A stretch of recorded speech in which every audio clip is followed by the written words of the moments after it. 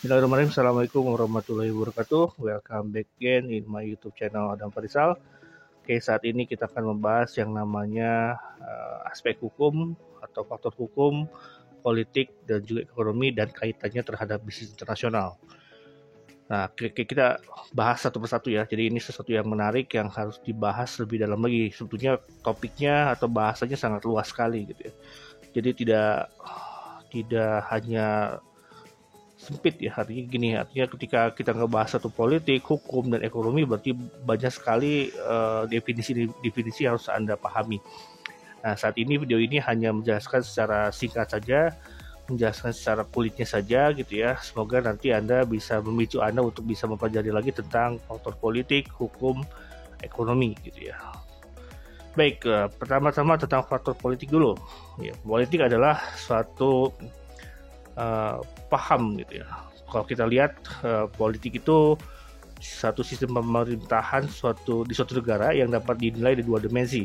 Pertama adalah suatu kolektivisme yang mengarah pada totaliter, dan juga adalah individualisme mengarah pada demokrasi. Jadi ada dua aspek itu yang lebih penting. Apakah totaliter atau mengarah pada demokrasi? Yang kita bahas pertama adalah aspek kolektivisme yang mengarah pada totalisme. Saya ambil kesimpulannya aja gitu ya. Paham kolektivisme ini cenderung berkembang menjadi suatu pemerintah diktator totaliter, seperti yang dialami bangsa Jerman di bawah Hitler, Uni Soviet di bawah pemerintah komunis, Italia di bawah Mussolini, dan RRC di bawah pimpinan Mao Zedong. Jadi suatu yang betul-betul totaliter dia. Jadi kelihatan dari namanya bahwa paham dia tergantung dari suatu komando yang terpusat. Oke. Lalu kemudian dari individualisme atau mengarah pada demokrasi, individualisme yang dianut oleh bangsa-bangsa barat adalah sumber dari kapitalisme. Demokrasi konstitusional atau demokrasi liberal, ada demokrasi yang didasarkan pada kebebasan dan juga individualisme. Nah, ciri khas demokrasi liberal adalah kekuasaan pemerintahnya terbatas dan tidak diperkenankan banyak ikut campur tangan dan bertindak sewenang-wenang terhadap warga negaranya. Jadi sama sekali tidak ada campur tangan pemerintah gitu ya. Jadi kekuasaan pemerintah dibatasi oleh konstitusi. Jadi bukan berarti tidak ada campur tangan, tapi betul hampir sekali tidak ada campur tangan di pemerintah. Kalaupun ada, diatur oleh namanya konstitusi. Oke, itu yang menjadi harus Anda pahami juga gitu ya. Nah, kalau demokrasi rakyat gitu ya, yang disebut dengan demokrasi proletar adalah demokrasi yang berhaluan Marxisme atau komunisme, mencita-citakan kehidupan yang tidak mengenal kelas sosial, manusia dibebaskan dari keterkaitannya kepada pemilikan pribadi terhadap penindasan dan paksaan. Tetapi untuk mencapai tujuan tersebut perlu dilakukan secara paksa atau kekerasan. Ya, ada beberapa paham tadi gitu ya. Mungkin yang paling sekarang lebih berkembang adalah namanya demokrasi liberal atau demokrasi konstitusional. Nah, jadi kalau kita lihat beberapa hal yang tadi saya sebutkan tadi adalah aspek politik tergolong kritis dalam perluasan operasi perusahaan internasional. Perusahaan multinasional biasanya melakukan analisis resiko dulu, risk analisis dulu gitu ya, politik terhadap negara yang menjadi wilayah operasinya. Tidak mengherankan bagi suatu perusahaan untuk tidak melakukan investasi di negara yang mengalami perperangan atau instabilitas politik dalam negeri. Nah, sikap ini adalah kenapa? Karena dikhawatirkan akan ada perubahan situasi politik yang bisa merugikan operasi perusahaan multinasional. Ya, sederhananya udah investasi besar-besaran, ternyata dampaknya malah di perusahaan tersebut malah konflik ya. Bahkan menjadi instabilitas, tidak stabil, chaos gitu ya, kemudian perang ujung-ujungnya. Itu akan menjadi dampak cukup besar bagi perusahaan. Resikonya menjadi sangat high risk sekali. Gitu ya. Jadi kita lihat juga di situ banyak sekali pemahaman juga di situ. Ada masuk lalu kita ke dalam paham ekonominya. Paham ekonomi banyak sekali ya, ada sistem ekonomi tradisional, sistem ekonomi pasar, sistem ekonomi komando, dan sistem ekonomi campuran. Saya tidak akan terlalu bahas ya, saya bilang tadi banyak sekali definisi-definisi yang Anda harus eksplor lagi ke dalam lagi gitu ya. Jadi kuncinya di sini Anda harus baca, benar-benar baca gitu ya. Contohnya dia harus dijelasin satu aja ya, namanya sistem ekonomi pasar. Sistem ekonomi pasar adalah suatu sistem ekonomi di mana seluruh kegiatan ekonomi, mulai dari produksi, distribusi, dan konsumsi diserahkan sepenuhnya kepada mekanisme pasar. Ya, namanya juga ekonomi pasar gitu ya, betul-betul kepada market gitu, betul-betul dilepas kepada pasar, baik dari segi produksinya, distribusinya, konsumsinya, sepenuhnya dilempar kepada mekanisme pasar. Ini yang patokannya atau menganut pada ajaran Adam Smith.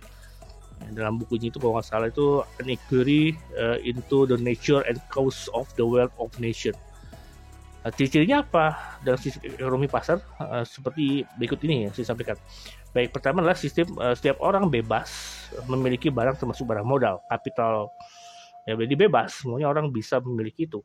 Lalu kemudian kedua, setiap orang bebas menggunakan barang dan jasa yang dimilikinya. Tidak ada aturan, tidak ada yang harus dibatasi.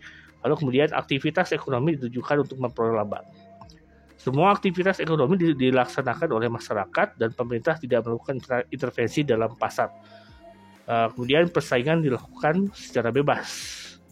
Sini peranan modal sangat vital sekali di sini. Jadi betul-betul individual. Barang siapa yang memiliki modal besar, maka dia memiliki pengaruh cukup besar. Itulah ekonomi pasar. Ada kebaikannya dalam ekonomi pasar ini. Pertama adalah menemukan inisiatif dan kreasi masyarakat dalam mengatur kegiatan ekonomi. Kedua, setiap individu bebas memiliki sumber-sumber produksi. Ketiga, munculnya persaingan untuk maju. Keempat, barang yang dihasilkan bermutu tinggi, karena barang yang tidak bermutu tidak akan laku di pasar. Betul-betul the power of market ya. Jadi barang yang berkualitas dia akan kuat. Barang yang tidak berkualitas otomatis akan dicampakkan oleh pasar. Efisiensi dan efektivitas tinggi karena setiap tindakan ekonomi didasarkan pada motif mencari laba. Nah, kelemahannya apa? Sulitnya melakukan pemerataan pendapatan. Jadi ada sangat timpang sekali, yang kaya-kaya, yang miskin-miskin. Lalu kemudian cenderung terjadi eksploitasi kaum buruh oleh para pemilik modal. Ketiga, munculnya monopoli yang dapat merugikan masyarakat. Yang keempat, sering terjadi gejolak dalam perekonomian karena kesalahan alokasi sumber daya oleh individu. Karena yang megangnya individu tidak berpikir secara visionaris terhadap kesejahteraan umat. Ya. Jadi berpikirnya adalah profit oriented, benar-benar otaknya adalah keuntungan semata. Itu ya. Oke, yang lainnya Anda baca ekonomi komando tadi yang tradisional dan sebagainya, Anda silahkan baca lagi.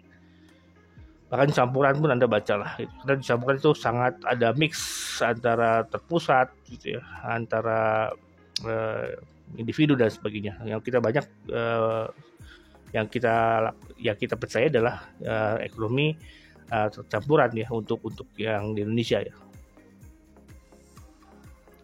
Nah, dari situlah muncul dari namanya aspek hukum, ekonomi dan sebagainya, politik, lalu muncul tentang sistem legal. Ini penting bagi suatu pelaku bisnis ya, karena diartikan sebagai aturan atau hukum yang mengatur perilaku, bagaimana hukum diterapkan dan bagaimana tanggapannya atas pengaduan yang dapatnya hak milik, property right, haki, product safety, product liability, dan contract law.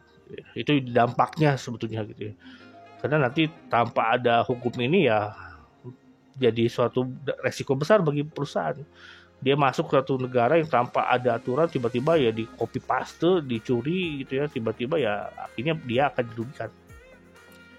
Nah, faktor apa yang mempengaruhi pertumbuhan ekonomi? Jadi salah satu alasan mempelajari perbedaan politik, ekonomi dan hukum adalah untuk mengetahui bahwa secara bersama-sama perbedaan tersebut sangat berpengaruh terhadap pertumbuhan ekonomi suatu negara dan selanjutnya akan berpengaruh terhadap daya tarik suatu negara sebagai lokasi produksi dan lokasi pasar. Saya ulang lagi ya, salah satu alasan mempelajari perbedaan politik, ekonomi dan hukum adalah untuk mengetahui secara bersama-sama perbedaan tersebut sangat berpengaruh pada pertumbuhan ekonomi suatu negara dan selanjutnya akan berpengaruh terhadap daya tarik suatu negara sebagai lokasi produksi atau lokasi pasar. Jadi dia akan melihat mana yang paling aman, mana yang bisa menguntungkan, mana yang tidak aman atau menjadi instabilitas gitu ya dalam menempatkan perusahaan dia di negara host country-nya. Ada lagi perbedaan pertumbuhan ekonomi juga. Jadi salah satu alat ukur untuk melihat perbedaan pertumbuhan ekonomi suatu negara adalah GDP, Gross Domestic Product gitu ya. Nilai total dari barang dan jasa diproduksi suatu negara dalam satu tahun. GDP tinggi Jepang, Swedia, Swiss, Amerika Serikat, GDP rendah India, Cina, Indonesia. Sekarang itu adalah harus kita perhatikan juga. Jadi perbedaan politik dan ekonomi serta dampaknya terhadap aktivitas bisnis internasional.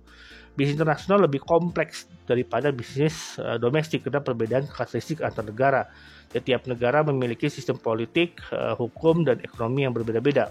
Jadi alasan untuk mempelajari perbedaan politik, ekonomi, dan hukum adalah untuk mengetahui bahwa secara bersama-sama perbedaan-perbedaan tersebut sangat berpengaruh terhadap tingkat pertumbuhan ekonomi suatu negara dan selanjutnya akan berpengaruh terhadap daya tarik suatu negara sebagai lokasi produksi atau sebagai lokasi pasar sasaran. Itu jadi kuncinya gitu ya. Yang saya coba untuk di highlight itu gitu ya. Jadi salah menempatkan resikonya juga salah, resikonya akan besar. Gitu. Salah menempatkan resikonya cukup besar.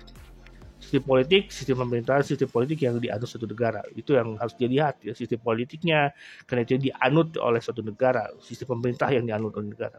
Karena bisnis internasional juga harus mempelajari atau harus mengetahui harus sensitivitas juga terhadap pemerintahan karena mereka yang memegang aturan mainnya gitu.